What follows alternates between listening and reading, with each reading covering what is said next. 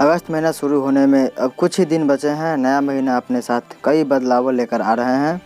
इनका सीधा असर आपकी पॉकेट और ज़िंदगी पर पड़ेगा, इसलिए ज़रूरी है कि इन नियमों की जानकारी पहले ही अपने पास रख लें। 1 अगस्त से बैंक ऑफ बड़ौदा के चेक भुगतान के नियम में बदलाव किए जा रहे हैं। वहीं 1 अगस्त से ITR फाइल करने के लिए 5,000 रुपये लेट फीस चुकानी होगी।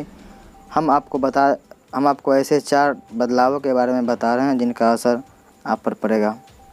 नियम पहला, 1 अगस्त से बैंक ऑफ बड़ौदा अपने चेक भुगतान के नियम में कुछ बदलाव करने जा रहा है। बैंक ने अपने ग्राहकों को कहा कि 1 अगस्त से 5 लाख या उससे अधिक अमाउंट वाले चेक के भुगतान के लिए पॉजिटिव पे सिस्टम अनिवार्य होगा। यह बदलाव चेक पेमेंट को सेफ बनाने और बैंक फ्रॉड को रोकने के लिए किया जा रहा है। बता दें कि 1 अगस्त 2022 से पॉजिटिव पे सिस्टम प्रणाली अनिवार्य होगी। यदि ग्राहक बैंक ब्रांच या डिजिटल चैनल के जरिए 5 लाख या उससे ज़्यादा का चेक जारी करते तो पॉजिटिव पे सिस्टम कन्फर्मेशन अनिवार्य करना होगा। ग्राहकों को account number, check date, check amount और लाभार्थी का नाम देना पड़ेगा।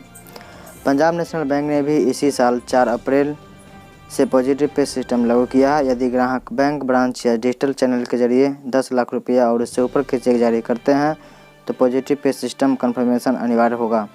इससे पहले SBI, HDFC, ICICI और एक्सिस बैंक सहित कई बैंकों ने इस नियम लागू कर चुके हैं। क्या है positive pay system? Positive pay system के तहत चेक से जुड़ी कुछ जानकारियाँ इलेक्ट्रॉनिक तरीके से भुगतान करने वाले बैंक को देनी होगी। यह जानकारी SMS, mobile app, internet banking या ATM के जरिए दी सकती है। इसमें चेक जारी करने वालों को चेक की तारीख, भुगतान प्राप्त करने वाले का नाम, भुगतान की जाने वाली राशि और चेक नंबर जैसी जानकारी भुगतान करने वाले बैंक को देनी होगी। RBI के मुताबिक चेक पर मौजूद जानकारी और चेक जारी करने वाले की ओर से उपलब्ध कराई गई जानकारी का चेक ट्रांजैक्शन सिस्टम CTS में मिलान किया जाएगा। यदि चेक और ग्राहक की ओर से उपलब्ध कराई गई जानकारी में कोई अंतर मिलता है तो CTS चेक को भुगतान करने वाले बैंक को लौटा देगा। इसके बाद भुगतान करने वाले बैंक इससे संबंधित निवारण उपाय अपनाएगा। वहीं बता दें, किसान सम्मान निधि के लिए KYC हो जाएगी ज़रूरी। PM किसान सम्मान निधि योजना के तहत KYC के लिए भी आपको 31 जुलाई तक वक्त दिया गया है। ऐसा ही नहीं करने पर किसानों को PM KYC की 12वीं किस्त का पैसा नहीं मिलेगा। 1 अगस्त से किसान KYC नहीं कर सकेंगे। किसान अपने नज़दीकी कॉमन सर्विस सेंटर CSC पर जाकर भी अपना KYC करवा सकते हैं।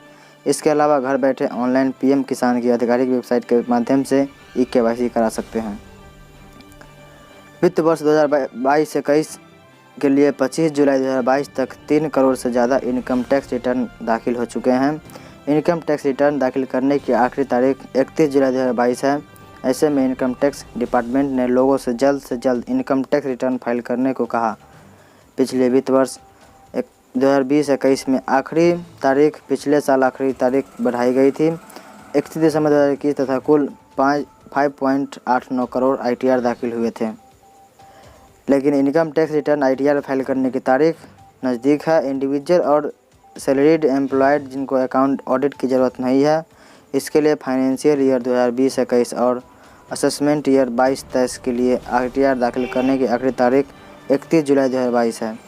अभी भी कई टैक्स पेयर ने अपना रिटर्न दाखिल नहीं किया। उसे उम्मीद है कि सरकार ITR फाइल करने की डेडलाइन को बढ़ा सकती है। हालांकि रेवेन्यू सेक्रेटरी तरुण बजाज ने स्पष्ट किया कि केंद्र सरकार 31 जुलाई का समय सीमा बढ़ाने पर विचार नहीं कर रहा है। वहीं बता दें कि 31 जुलाई के बाद ITR फाइल करने वाले टैक्स पेयर्स को लेट फीस देनी होगी।